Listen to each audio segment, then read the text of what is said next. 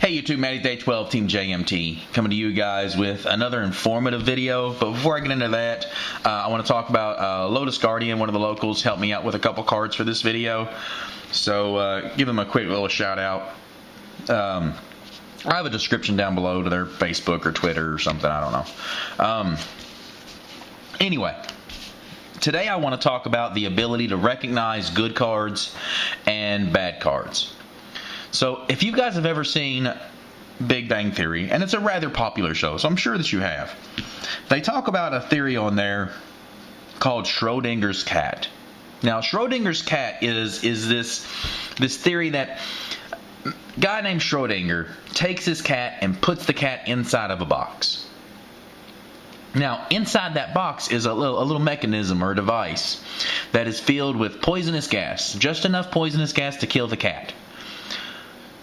But this mechanism, this device has a timer on it, and it's going to release that gas at any given time. Nobody knows when that timer is set to go off. So once you close that cat inside the box, we don't know if the cat's still alive, whether the cat's dead, whether the mechanism, the device or whatever has gone off and has killed the cat. So Schrodinger's theory is that there is a point in that cat's existence where it is both alive and dead, and we will not know the answer until we open the box. How does this apply to YuGiOh? Well, you got to be a little broad-minded when you think about this. How do you know whether a card is good or bad? You know, we hear all the hype that says the card can do this, the card's bad in this situation, it's good in this situation, it's alive here, it's dead there. How do you know?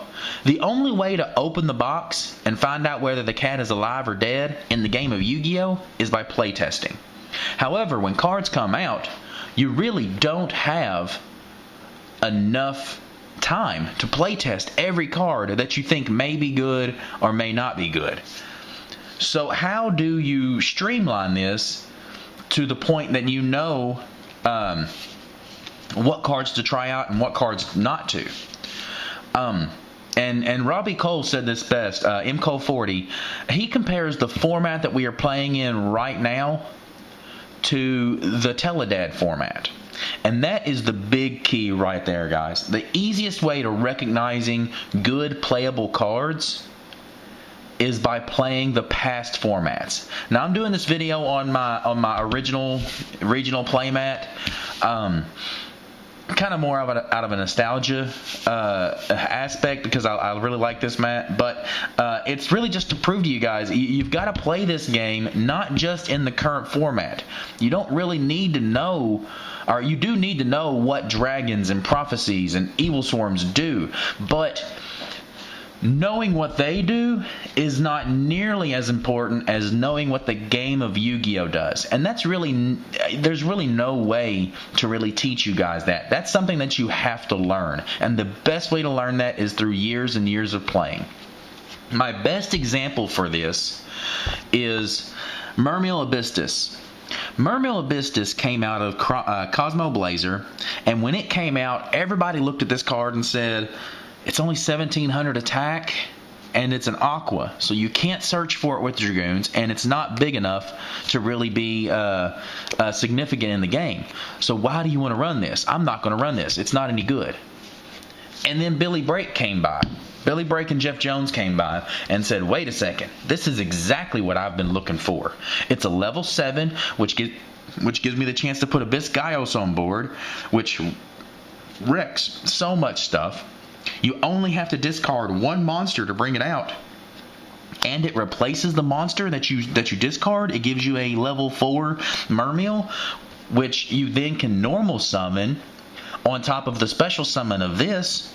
It actually gives you a lot more plays than what everybody thought, especially with it being the level 7, and you get to go into Big Eye and Abyss YuGiOh at that time, and now you've got 74 Master of Blades and Draco Sack and just all this other really great stuff. But nobody saw the potential in this card, except for Billy Brake and Jeff Jones. They took this card and a couple of others and took Mermails from the Gen X Mermails to the Mono Mermails, because they saw the synergy that this card had in the Mermail deck they took it above and beyond just the Mermail deck and turned it into almost a whole new archetype, taking it from the Gen X Mermails to the Mono Mermails. So that's really the biggest key. If I had to sum this up into one word, what to look for to identify whether it's a good card or a bad card, synergy in the deck that you want to play it in. Synergy is that one word. If I was to sum it up in one word, that would be it. So, one of the reasons this subject came up, and this is the card that I borrowed from Lotus. I know it's not a great card, but Pogue Taylor 94, one of the members of Team JMT, just finished up his Prophecy deck, which he's been wrecking the meta with. And when he first got the deck together, he decided that he wanted to try out this card. Spellbook Library of Helioseer. Now, if you have 5 or more Spellbook cards in your graveyard, reveal the top 2 cards of your deck. Add any of the revealed Spellbook spell cards to your hand. Then shuffle the remaining cards into your deck.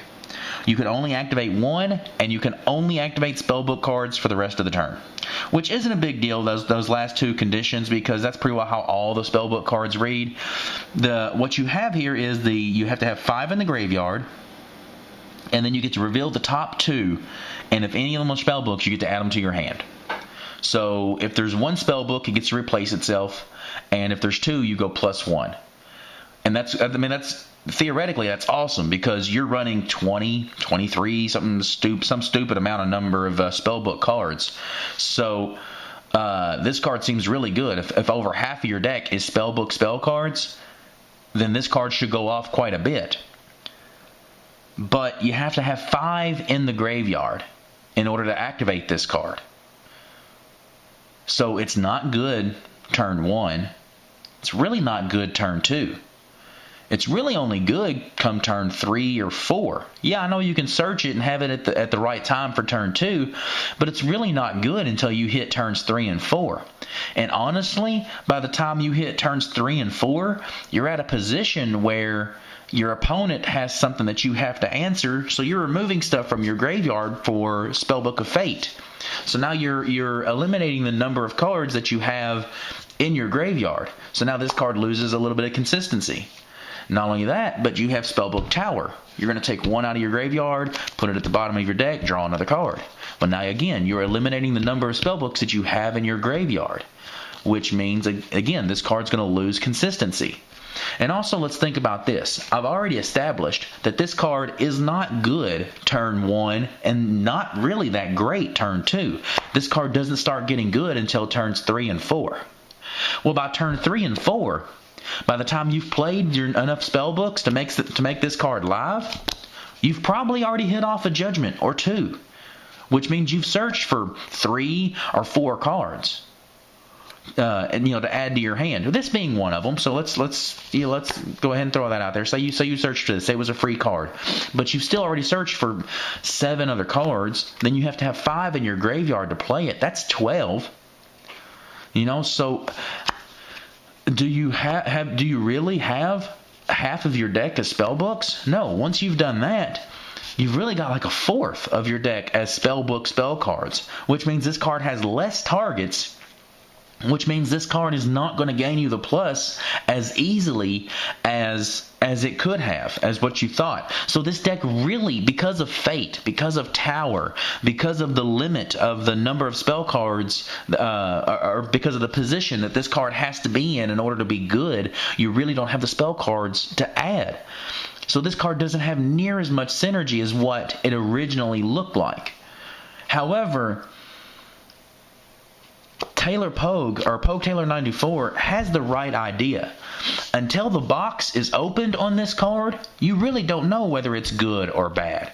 That's why you have to take what you've learned from playing past formats and playing this game for so long and say, does this card have some kind of a synergy with the deck? Does this card put me in a winning position? If I resolve this card, does it put me in a winning position? Does this card gain me advantage? Does this card cause a problem for my opponent?